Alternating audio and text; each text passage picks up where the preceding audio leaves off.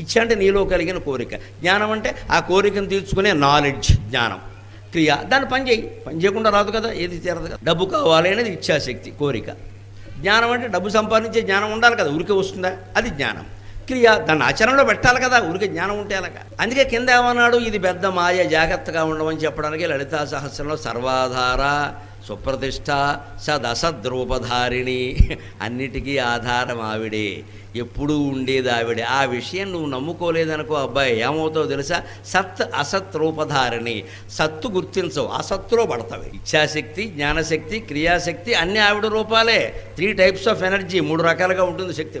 అంచేది గణపతి ఇచ్ఛాశక్తి. నీ ఇచ్చ ప్రకారం కోరికలు తీరుతాడు, మంచి కోరికే కోరమని ఆయన ఏం చెప్పడం. కానీ దాని తర్వాత ఫలితాలు, ఆ బాధ మనకి లేకుండా ఉండాలంటే భగవంతుడి దగ్గర కోరికలు కోరద్దు. స్వామి, నా జీవితం ఏమిటో నీకు తెలుసు, నేను చెప్పక్కల్లా, నాకు తెలియదు, నన్ను కాపాడు, అంతే.